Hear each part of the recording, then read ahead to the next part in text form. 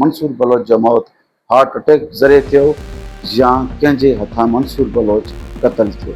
उहे बि शाहिदियूं असां वटि आहिनि त हुन जो कंहिं डायरेक्टर सां प्रोड्यूसर सां लाहौर में झेड़ो थियो ऐं उतां हू कावड़ जी सिंध वापसि आयो ऐं असांखे बाबा चयो त 8 ॾींहंनि जो कमु आहे, इहो मुकमल करे वापसि लाहौर खां ईंदुसि। पर 8 ॾींहंनि खां पोइ बाबा जो लाश लाहौर खां असांखे अची मिलियो।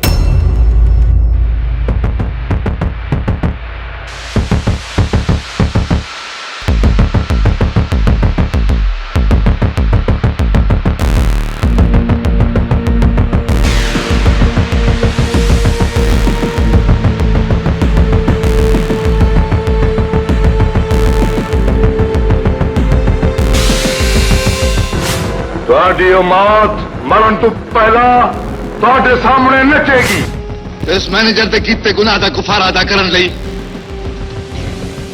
मैं मुतासरा खानदान नूं 50,000 रुपया नकद अदा भी करांगा। Mansoor Baloch Karachi centre drama studio की मारे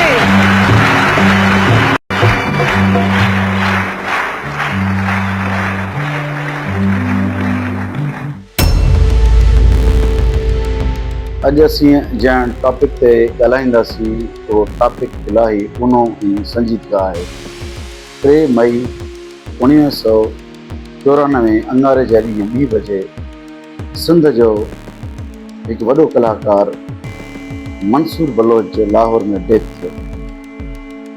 हाणे अॼु ताईं मंसूर बलोच जे मौत जो कारण जो ख़बर न पइजी सघियो त असल वजह छा आहे। कुछ ॻाल्हियूं इहे आहिनि त मंसूर बलोच हार्ट अटैक ज़रिए इंसानी दुनिया मां लाॾाणो करे वियो आहे ऐं कुझु माण्हुनि जो ख़्यालु आहे त मंसूर बलोच खे लाहौर में क़तल कयो वियो आहे। हाणे इहे केतिरा ई शयूं, केतिरियूं ई ॻाल्हियूं, केतिरा ई माण्हुनि जा गस, केतिरा ई माण्हुनि जा रस्ता असांखे ॾियनि पिया, पर असीं यकीन कयो त हिकु ज़हनी दबाव में जा शिकार बणी चुका आहियूं। ताज़ो ई हिकु अख़बार खे सिंध जो पाकिस्तान जो हिकु वॾो अदाकार मुस्तफ़ा कुरैशी पंहिंजे हिकिड़े इंटरव्यू में चयो आहे त मंसूर बलोच जे लाश खे लाहौर खां सिंध आणण में जेके मूं तकलीफ़ूं ॾिठियूं वेंदे पंजाब पुलिस डिपार्टमेंट खां वठी गवर्नर ऑफ पंजाब ताईं जेके मूं तकलीफ़ूं ॾिठियूं उहे मां ई ॼाणे सघां थो। कुरैशी साहिब खां निमाणो अर्ज़ु बि आहे, छो त कुरैशी साहिब जा असां ते वॾा थोरा आहिनि। मुस्तफ़ा कुरैशी साहिब जा उहो असांजो बिल्कुलु पाकिस्तान जो हिकु वॾे में वॾो कलाकार आहे। मुस्तफ़ा कुरैशी खे असांजो हिकु निमाणो अर्ज़ु बि आहे ऐं रिक्वेस्ट बि आहे त जेकॾहिं कुरैशी साहिब एतिरियूं तकलीफ़ूं सही करे मंसूर बलोच जो लाश पुलिस जे हद खां डिपार्टमेंट खां थींदे गवर्नर पंजाब ताईं पहुतो त आख़िर इन जो वजह छा हो। जेकॾहिं हुनजो हक़ी पंहिंजो मौत थिए आहे, हार्ट अटैक थिए आहे त गवर्नर पंजाब ऐं police department, Punjab police department जो को बि जेको आहे इन में दख़ल अंदाज़ी न थिए आहे। पर मुस्तफ़ा कुरैशी पंहिंजे हिकिड़े बयान में चई चुको आहे त मां इन ॿिन्हिनि ई शोबनि मां ॾुखे तरीक़े सां गुज़री करे जेको आहे सो मंसूर बलोच जो लाश सिंध पहुचाए चुको आहियां। वरी हिकु तरफ़ा बयानु आहे मंसूर बलोच जे भाउ जो, मुंहिंजे चाचे जो, रजब बलोच जो, त हुन चयो आहे त उन वक़्त जे OGDC जो CO अजमल खटक बाबा जो यानी अदा जो चाचा जो चवणु आहे त अदा जो लाश लाहौर मां सिंध खाइण अचण में उनजो वॾो किरदारु ऐं हथु रहियो आहे।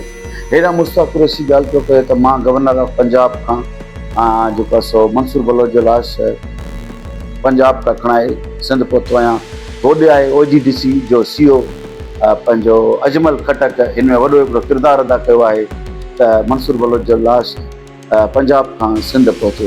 हाणे इहे असीं ईअं सम्झो त ॿिवाटे ते बीठल आहियूं त जेकॾहिं मुस्तफ़ा कुरैशी जो जेको बयानु आहे उहो केतिरे हद ताईं सच ऐं सदाकत ते आहे त कुरैशी साहिब इन शइ खे क्लियर करे ऐं जेके बि सिंध जा जेके बि नामियारा सहाफ़ी आहिनि, वॾा वॾा इलेक्ट्रॉनिक मीडिया, प्रिंट मीडिया जा जेके बि वॾा चैनल्स आहिनि, उन्हनि खे मुंहिंजो हिकिड़ो नंढो रिक्वेस्ट आहे त मुस्तफ़ा कुरैशी खां इंटरव्यू वरितो वञे ऐं क्लियर ॻाल्हि थी वञे त मंसूर बलोच जो जेको डेथ आहे उनजो कारण मर्डर आहे या हार्ट अटैक आहे। बाबा जा जेके डायरीज़ असां वटि पिया ऐं उन डायरी में रोज़ाने जे बुनियाद ते उहो लिखंदो हुयो, उहे बि असां वटि एज़ रिकॉर्ड कयल आहिनि। त उहे बि शाहिदियूं असां वटि आहिनि त हुन जो कंहिं कंहिं डायरेक्टर सां प्रोड्यूसर सां लाहौर में झेड़ो थियो, कहिड़े वजह खां झेड़ो हुते हुनजो थियो ऐं उतां हू कावड़ जी सिंध वापसि आयो। बिल्कुलु 3 महीना हू हिते रहियो। 3 महीननि खां पोइ हिकिड़ो जथो लाहौर खां सिंध अची पहुतो राति जे टाइम ते, जंहिंमें 3 खां 4 माण्हू नवाब शाह तरसिया ऐं 2 माण्हू पंहिंजो ॻोठ ताईं अची पहुता। ऐं उहे माण्हुनि जा नाला बि ज़ाहिर कंदासीं ऐं मंसूर बलोच खे वापसि ॻोठ खां लाहौर वठी विया ऐं असांखे बाबा चयो त 8 ॾींहंनि जो कमु आहे, इहो मुकमल करे वापसि लाहौर खां ईंदुसि, पोइ कराची सेंटर PTV ते कमु कंदुसि ऐं लाहौर न वेंदुसि। पर 8 ॾींहंनि खां पोइ बाबा जो लाश लाहौर खां असांखे अची मिलियो। असां उन टाइम नंढा हुआसीं, असांखे ॼाण न हुई, पर उतां जेको वॾो राज़ मंसूर बलोच खे बाबा खे सामी में जॾहिं माण्हू लाथो त उन जे मथे जे पोएं पासे खां ब्लीडिंग हले रही हुई। उहे ॻोठाणा बि इन टॉपिक ते ॻाल्हाईंदा ऐं असीं अञा मुकमल तौर ते तशवीश में लॻल आहियूं त असुलु हक़ीक़त सही रंग तव्हां ते पहुची सघे। ऐं जेके जेके हीअ वीडियो ॾिसनि पिया, पंहिंजो बि रायो ॾियो, पंहिंजो कमेंट्स बॉक्स में कुझु बि लिखो, छो त हिते ॻाल्हि हली रही आहे मंसूर बलोच सिंध जे वॾे कलाकार जो, जेको हिकु कलाकार सिंध जो कलाकार हो, पाकिस्तान जो कलाकार हो। उन जे मौत जो कारण छा आहे उहे तव्हां एडवाइस बि ॾेई था सघो, सलाह बि ॾेई था सघो, असांखे गस बि ॾेई था सघो त कहिड़ो गस वठी अॻिते हलिजे।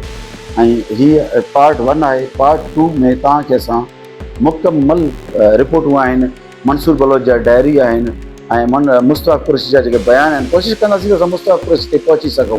मुस्तफ़ा कुरैशी जा बयान बि असां पंहिंजे हिन चैनल ते व्लॉग ते रखी सघूं।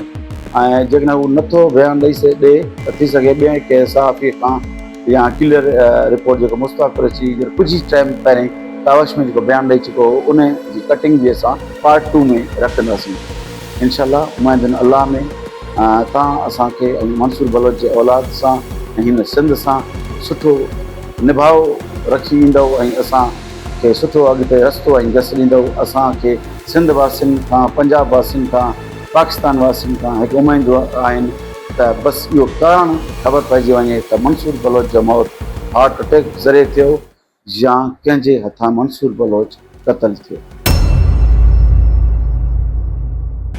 जिंदगी में आज तक मैंने किसी से खौफ महसूस नहीं किया है साईं,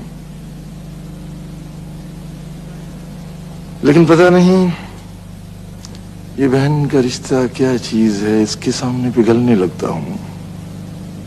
बंद करो ये अपनी बकवास, बहुत बर्दाश्त किया है मैंने तुम लोगों को। अगर कल शाम तक जमीन खाली न की तो आग लगवा दूंगा तुम्हारे घरों को, आग लगवा दूंगा तुम्हारे घरों को। नहीं नहीं रईस नहीं, जुल्म है, ये जुल्म है, जुल्म है।